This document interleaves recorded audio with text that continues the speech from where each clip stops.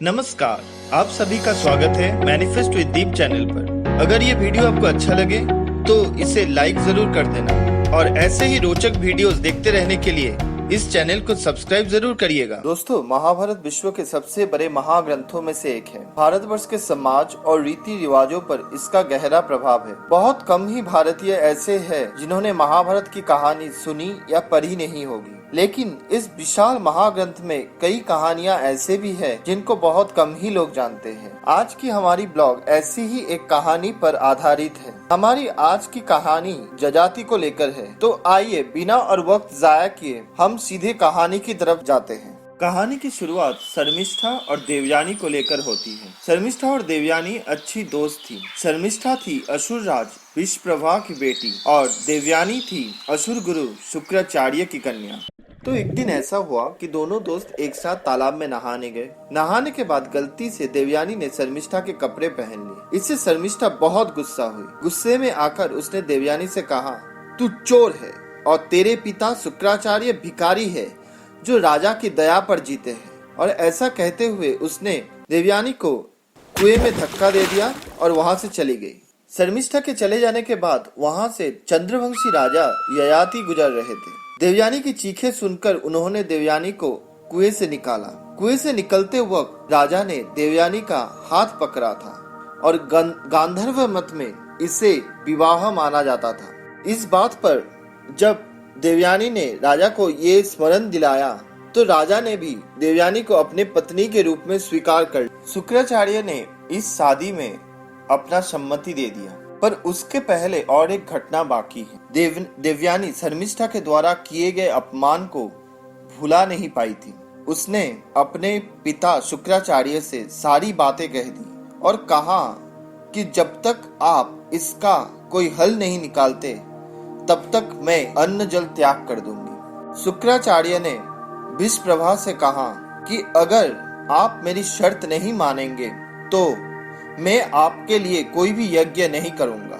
मजबूर होकर विषप्रभा को शुक्राचार्य की शर्त माननी पड़ी और वो शर्त थी कि शर्मिष्ठा को अब से देवयानी की दासी बनकर अपना जीवन व्यतीत करना हो।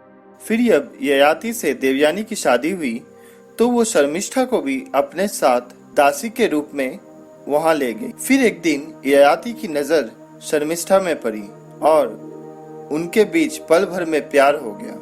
दोनों ने छुपके छुपाए शादी कर ली और उनके बच्चे भी हुए। शर्मिष्ठा ने सारी बातें देवयानी से छुपा के रखी थी, पर एक दिन देवयानी को सारी सच पता चल गई और वो फिर से अपने पिता शुक्राचार्य के पास गई और सारा बात कह दिया।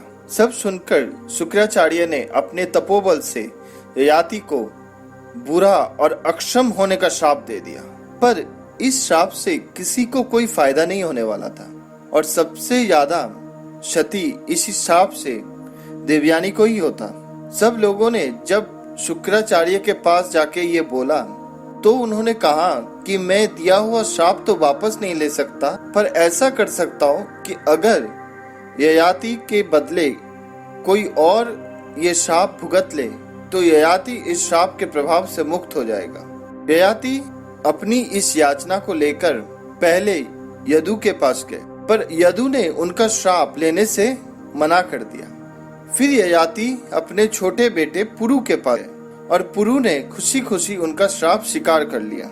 बहुत साल बाद जब ययाति अपने यौवन के सुख भोग चुका था तब उसने पुरु से अपना श्राप वापस ले लिया। एक समय ऐसा आया जब ययाति को अपना उत्तराधिकारी चुनना था। उस वक्त उसने पुरु को अपना उत्तराधिकारी चुना और यदु को श्राप दिया कि ना ही वो कभी राजा बन पाएगा और ना ही भविष्य में उसकी कोई भी पीढ़ी कभी राजा बन पाएगी। इस श्राप के बाद यदु राज्य छोड़कर चला गया और मथुरा जाके बस गया। मथुरा में राजा का नहीं बल्कि बुजुर्गों की एक काउंसिल राज करती थी। यहाँ पे यदु अपने श्राप के बावजूद उस बुजुर्गों की काउंसिल में अपनी जगह बना सकता था और राजा न होते हुए भी राज कर सकता। यदु ने धूम्रवर्ण नाम की एक नाग की कन्या से शादी कर ली और वहाँ पे ही अपना घर संसार बसा लिया। बहुत काल बाद यदु के वंश में भगवान श्री कृष्ण का जन्म हुआ और पुरु से ही पांडव और कौरव दोनों का ययाति की घटना महाभारत में बाद में फिर से दोहराई जाएगी, जब देवव्रत या भीष्म अपने पिता शांतनु की इच्छा पूर्ति के लिए खुद शादी ना करने का भीषण प्रतिज्ञा कर लेंगे। वो कहानी मैं किसी और दिन आपको जरूर बताऊंगा, पर ययाति के श्राप और देवव्रत की प्रतिज्ञा के कारण ही कहीं न कहीं महाभारत युद्ध जैसी भयंकर घटना घटी। दोस्तों, मैं उम्मीद करता हूं कि आपको आज की वीडियो अच्छी लगी होगी। अगर ये वीडियो आपको अच्छी लगी है तो इसे लाइक करना ना भूलें और इसे ज्यादा से ज्यादा शेयर करें। अगर आपको देवव्रत और शांतनु की कहानी सुननी है तो वो भी कमेंट में जरूर लिखें और इस चैनल को सब्सक्राइब कर दें ताकि ऐसी रोचक कहानियां आप आगे भी सुनते रहें। बाय।